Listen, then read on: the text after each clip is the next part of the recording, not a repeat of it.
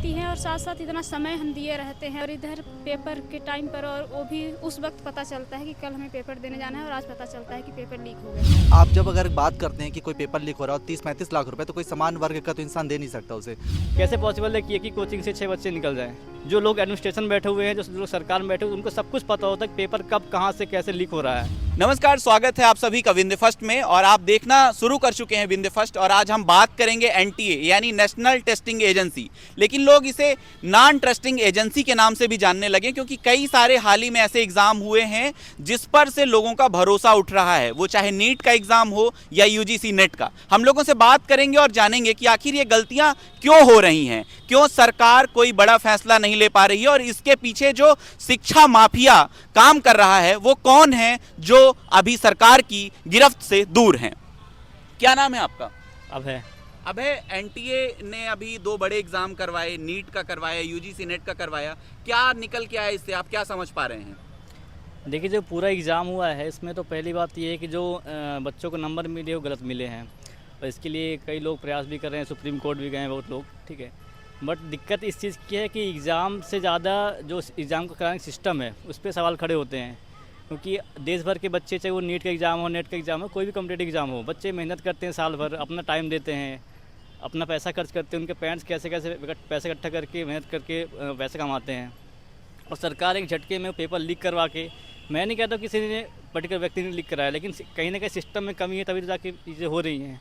तो वो चीज़ें नहीं होनी चाहिए और इसकी बाकायदा जांच होनी चाहिए। दूसरी बात ये कि अगर इतनी बड़ी हमारे पास बॉडी है एग्जामिनेशन की, इतना बड़ा देश है हमारा, डेमोक्रेसी है हमारे देश में, ठीक है, तो अगर इतना बड़ा एग्ज़ाम हम करवा रहे हैं तो प्रॉपर सिस्टम को फॉलो करना चाहिए। जहाँ पे गलती हो रही चाहिए, चाहे जिसकी गलती हो, और ऐसा नहीं है जब इलेक्शन होते हैं, इलेक्शन टाइम सारी चीज़ ओके होती हैं, ठीक है, और भी जो चीज़ें गवर्नमेंट तरफ से होती है ओके होती है, लेकिन जब पढ़ाई की बात आती है, कोई कॉम्पिटिटिव एग्ज़ाम की बात आती है, एक तो वैकेंसी निकलती नहीं है।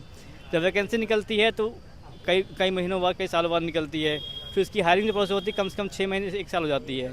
तो ये जो लंबा प्रोसेस है उसमें बच्चा क्या करे बेचारा, वो ऑलरेडी इतने मेंटल रूप से परेशान रहता है। आज के टाइम पे देखिए, चाहे कोई भी स्टूडेंट हो, वो कहीं ना कहीं मेंटल रूप से इतना परेशान हो चुका है गवर्नमेंट सिस्टम से कि वैकेंसी आज निकलती है, उसकी हायरिंग होती है, उसकी पहले प्री होगा, मेंस होगा, हर एग्ज़ाम की बात कर रहा हूँ मैं, नीट बस की बात नहीं कर रहा हूँ, ठीक है।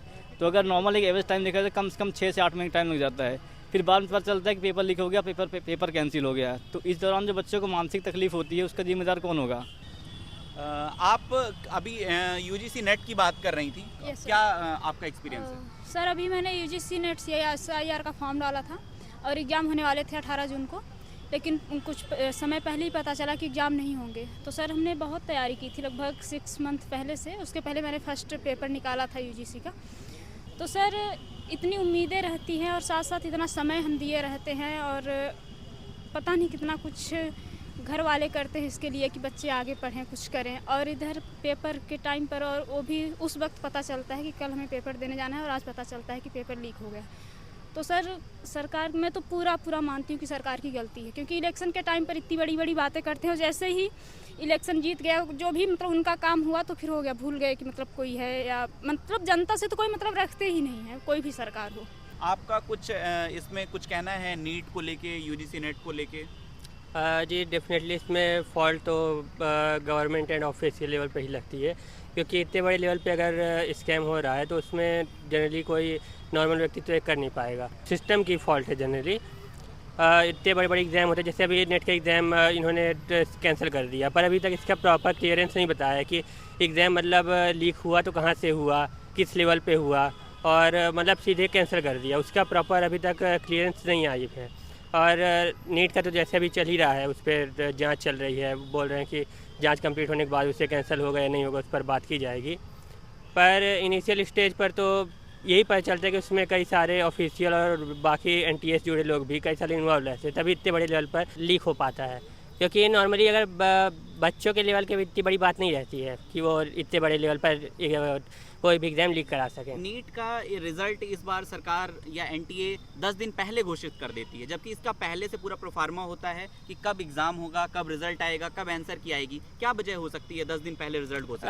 ये तो इसकी साफ वजह से कि उसी दिन लोकसभा का रिजल्ट आ रहा था, तो आई थिंक उन्हें लगा होगा कि लोकसभा रिजल्ट के जैसे बहुत ज़्यादा हाईलाइट रहता है तो न्यूज़ वगैरह में, तो उसके बीच में ये नीट वाला न्यूज़ थोड़ा दब के रह जाएगा। पर इसमें घोटाला इतना बड़ा था कि शायद उनकी जो सोच थी वो उतनी कामयाब नहीं हो पाई।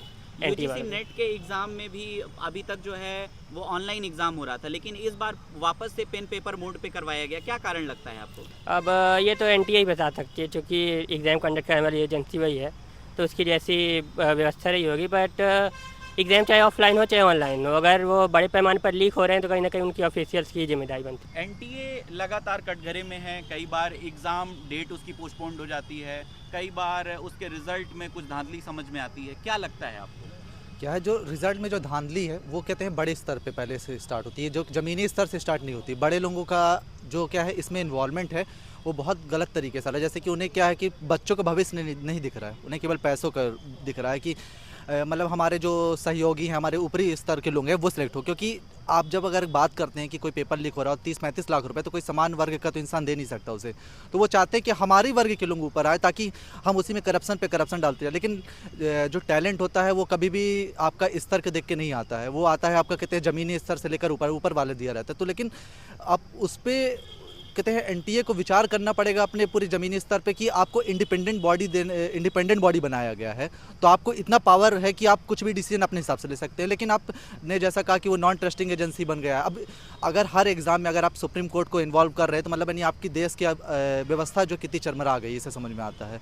अब यह है कि आपको एनटीए को अपनी बेसिक फ्रेम में सुधार करना पड़ेगा, अदरवाइज़ कहते हैं देश का भविष्य बहुत खतरे में है। इस बार टॉपर लिस्ट में भी कई सारे लोगों के नाम हैं और ऐसा शायद पहली बार हुआ है कि इतने ज़्यादा टॉपर्स नीट में निकल कर तो आए सर हैं। देख लीजिए ना, अब जो 720 लेके आया है उसके अगर रैंकिंग हम चेक करेंगे तो आई थिंक वो 769 नंबर तक है।